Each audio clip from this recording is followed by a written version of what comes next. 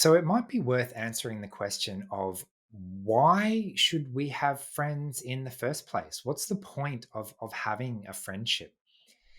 And it comes to mind for me that it can seem like having a friend and socializing is something that we're expected to do from an external perspective, and it might not be obvious to your child that friendship and interacting with something with other people is something that can actually be enjoyed, is something that other people actually enjoy doing and seek out doing because they like doing it. um, if I've had a bunch of negative experiences trying to reach out and connect with other people, and it just has not been fun at all, the first step to making friends is realizing that if I do have success in this area, then I'm actually going to have fun. I'm actually going to open the door to lots of different ways of playing and lots of different interactions that I would otherwise not be able to do by myself. Definitely. And I think it was incredibly important as a parent to have my child experience different perspectives and different ideas because we did very much have a closed mindset that everyone thought the same and everyone felt the same and everyone had a pre-established knowledge that they were working from. And it was a huge comfort to actually have a friend come up and say, actually, I'm a bit nervous too. Or, yeah, I didn't sleep a lot on camp. Actually, I didn't like that bit too much, but I really like this bit.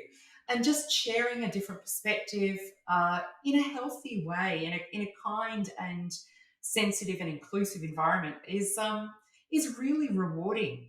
And it shows that you can all experience things differently, but that difference is enriching and interesting and diverse. It's not limiting. Children with autism can be more vulnerable when building and assessing suitable friendships due to the challenges with reading and interpreting and engaging in social communication and behaviour. Good friends are caring, they show integrity and reciprocity. People who are not your friend often have different core values.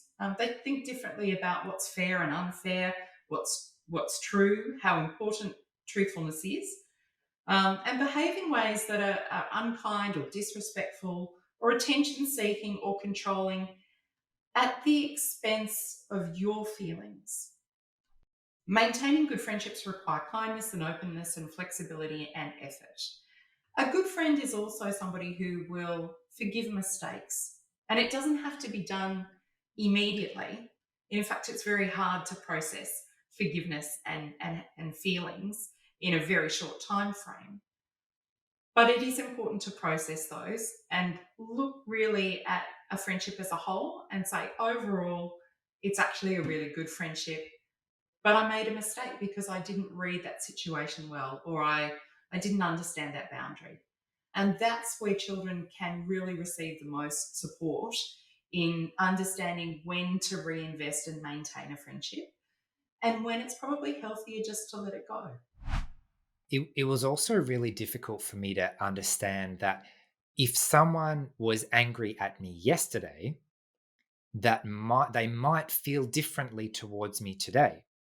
So if I was told off, if I did something wrong, if I made a mistake, I just naturally assumed that that was it forever and I'd completely burned that bridge. Whereas realizing that people have emotions, what are emotions? Emotions come, emotions go. People say things in the moment that they might not necessarily say when they're feeling differently. And understanding that level of emotion helped me to maintain friendships rather than thinking that they have to be good all the time. Otherwise, I've messed up again and I just have to start from square one again. And that's a really important point too, Paul, about self-forgiveness, to teach that to children as well. Because it's impossible to get things right all of the time. It's impossible to be perfect. And it's not a realistic expectation. Everyone has good and bad days. Everyone is tired and isn't able to do their best all the time.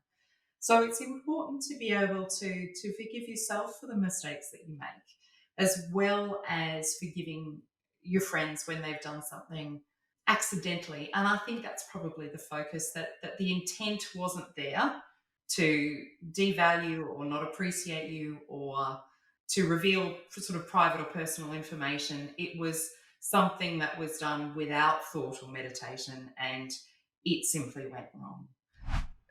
And the real test of a friendship is in the actions. Friendship is not something that we feel. It's not something in the mind. It's not a belief. Ultimately, it's about, do we spend time together? Are we kind to each other?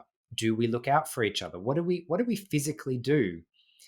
So you can test a friendship. You can see, am I still friends with this person? You can say, hey, would you like to play? And if they say yes, it means that they're happy to spend time with you. If you say, um, would you like to meet up? Would you like to play this game? Would you like to chat? And they say no, well, they're telling you that they don't really want to spend time with you. They don't really want to be your friend. So I used to be really confused as to, how do I know who's my friend and who's not my friend? And actually, it's relatively simple if we have the courage to test and find out, even if the answer might be no. There's definitely that element of courage and risk taking as well, to be vulnerable. And when it's okay to be vulnerable, if that information is dealt with kindly and looked after, and there is an acceptance of you as a whole person, good, bad, challenges, changes, everything. And you can test friendships and you can move friendships, and friendships can change. And I think it's always important to emphasize that once children learn about what positive relationships are, to not compromise on those values, to not be lured into a popular activity or group, or if it contradicts what those core values are, about trust and fairness and kindness and consideration, and understand that those values are what we start to use to build our own individual identities, and that those things are important, and that we shouldn't compromise those things because they do matter. And we need to build that self confidence and self respect to be able to say, this is what I stand for, and these are the things that are important to me. And it's worth remembering that these are really complex skills. I mean, I do life coaching as an adult and speak to people all the time who have trouble asserting themselves and saying, this is who I am, these are the values that I am happy with. It's hard to stand up for what you believe in when the culture around you or the people around you are pressuring you into different ways. So, all we can do is help our children to understand what we're dealing with, and to do the best with the situation that we have. These kind of skills are the kind that we constantly improve. The earlier we start to learn these skills, the more practice we have, so that when we do get into those tricky situations, especially as an adult, we have some practice and experience to draw from.